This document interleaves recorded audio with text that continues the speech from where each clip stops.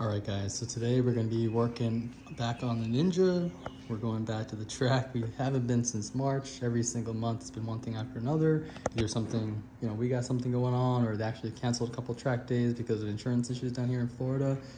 A lot of problems with that just to get coverage, just because, insurance companies just doing whatever, and we're all getting screwed with higher prices and less coverage basically that we can't even use. But anyways, that's another topic altogether.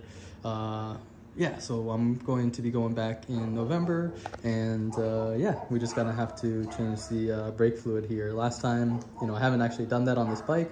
I've had this bike for about a year now, and you want to usually change your brake fluid at least once a year, and depending on how much you're using it, tracking your lot, if you're doing a lot of stuff with it, where the temperature's really high and you're really pushing things, you might even want to change it a little more frequently. So that's something you can do a little more research on depending on your own situation, but that's something that we're going to be doing today.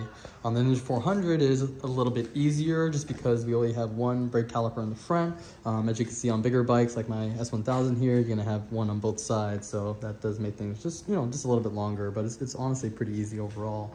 What we're trying to do basically is just exchange the fluid that's through here without actually introducing any air. And the fluid basically goes from this master cylinder and it goes all the way down to the brake right there. And it basically uses what's called hydraulic pressure in order to brake basically. What hydraulic pressure means is that the liquid, when we squeeze on the brake here, actually compresses. And that compression is what actually squeezes the brake pads in, and that's what allows us to brake. That's why you can't have any air, because if it does, you're not gonna have that exact transition where if you push on here, that actually squeezes the pads, you're gonna feel it's gonna be spongy, or if your brake fluid is old, it might not even work at all altogether. So very important to always have good fluid and to make sure that they're always bled correctly. You want to do that on the front and the back brakes, and you want to do it, like I said, at least once a year, depending on how much you're riding. But sometimes people do it even more than that, and serious riders and track stars definitely do it like almost every track day. Because we're taking it to the track, we are going to be using some Motul .4 brake fluids, so that's what you want to look for if you're looking for something a little better for heat tolerance. If you're not tracking it just on the street, you can go for some cheaper stuff. But honestly, when you're doing this once a year, it's not that expensive to just go for the better stuff. And if I do track more, I'll probably changing it more often, but especially on this bike, you're not going to go through very much changing the fluid. So once you open this bottle, this is pretty much the smallest you can get. It lasts for 1 year, so you kind of have to use it up as much as you can.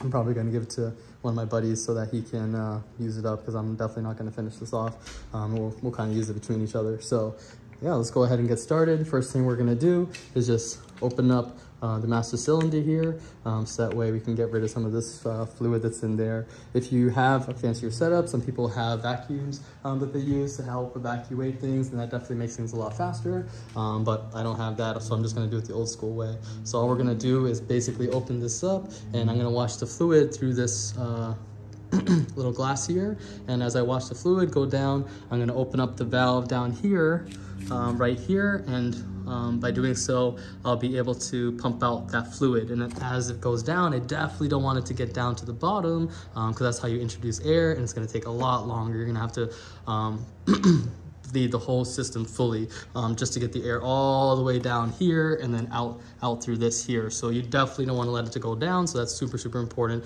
As it goes down, you want to keep filling it, so that way you never get to that bottom. As you fill it, you can basically get to the point where you can look at the fluid, and we'll see how it's going to look when it comes out, and you can determine when you feel like you've bled all the brake through, and then you just make sure that you fill this back up to the line that you need it at for that mark there. So yeah, pretty simple. So that's going to be the front, and then we'll also do the back here. I'm going to show you guys exactly how I do it, but that's just a kind of a quick overview just to begin with. Okay, so this is basically how you're going to have it set up. You're going to take off the cover and the diaphragm, so that way you have access to your master cylinder here. On some bikes, you're going to have a separate valve. but with this one, it's actually all just one unit. So you're just gonna bleed that just so it doesn't have any air. You can see on S1000 here, you have a separate bleeder valve for that. So you just wanna check and wanna see what your setup is and just make sure you do accordingly. Also, brake fluid is very, very caustic, very bad for especially paint. So you wanna make sure you cover up your bike as much as you can. Really shouldn't spill much or at all, but you never know, a couple drops here and there, especially when you're removing and putting back on the diaphragm and the cover. Sometimes, you know, things can just happen, or when you're just pouring, you might spill a little bit, so just want to be careful. So now you can see the fill level is pretty much all the way at the top, and this is the setup that we're gonna have at the bottom. You can make your own version of this. All you gotta do is buy this tubing that fits over the valve right here, and then you can use pretty much any plastic bottle, or you can get one of these. These are pretty cheap ways to kind of bleed the bike. You basically are trying to just, you know, just extend the closed system, and so that way you're gonna put on an 8mm usually right here, and you want to set it up so that way you can open and close it easily. So righty-tighty, lefty-loosey, and think about that. So you want to, you know, set this up like that, and then have the tube set up in there, so that way everything is already closed, and all you're doing is pushing the fluid through here instead of squeezing the brake pads, basically. So basically, next what we're gonna do is pump the brakes, and as we do so, we're gonna increase the pressure in the system with the system closed, and then we're gonna open up the system with the brakes still pushed in, and that's gonna basically bottom out the brakes all the way, and that basically is gonna allow the fluid to kind of get pushed through, and it's gonna slowly sink into this bottle right here. As we do that, we wanna pay attention to the level right here, because we don't want it to get too low. If it does, it's gonna introduce air into the system, and then we gotta push the air all the way back down the lines through here. So that's gonna make this whole process a lot longer and a lot more irritating. So just be really, really careful about that. Just pay attention to that sight glass, and just make sure you're always, you know, filling up the fluid as you're getting down.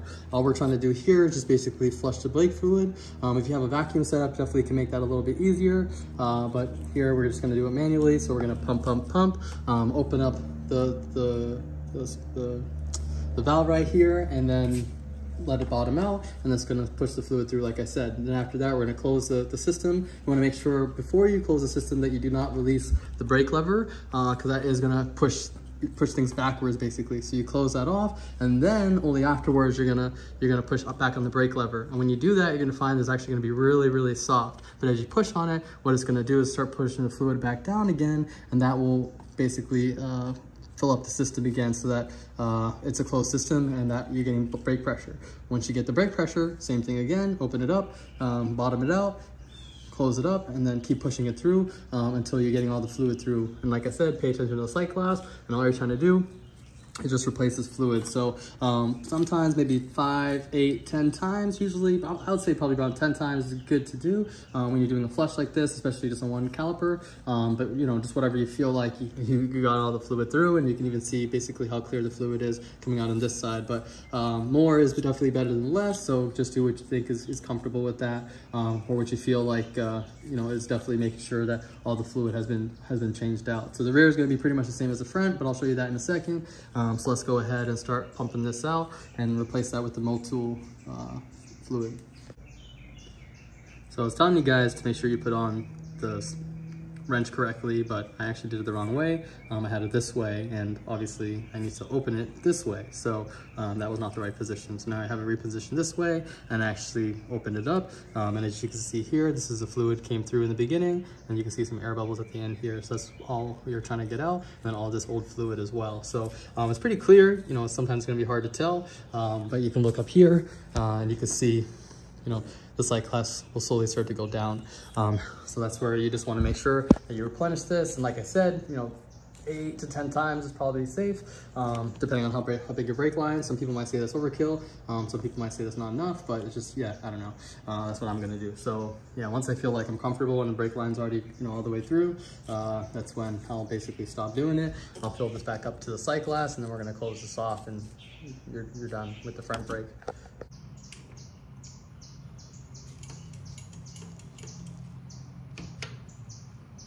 As you do it, you basically feel, just kind of set up a rhythm, and you just keep pumping through. All right, so once you're satisfied with that brake fluid flush and you feel like you got that all flush with all the old and in with the new. You're gonna go ahead and refill this up to the top of that sight glass, and then put back the top portion here. It's going to be 3 pieces. One is the rubber piece, the plastic piece, and then the actual cap, and you're going to screw it down nice and tight. Then you just want to make sure that your brakes are nice and tight, and definitely after all this we'll go for a ride and check it once we get it all done. So then you can go ahead and go back to your rear wheel here and do the rear brakes, and I have this set up and I already pumped it out a little bit, so exact same thing. Where we're going to loosen it up, we're going to pump here, and then it's going to bottom out when we open up the back here, and we're going to close it while this is still bottomed out, and then we're going to pump pressure again and then make sure that this doesn't go past that lower level here. So very, very important. Once again, don't let it get too low.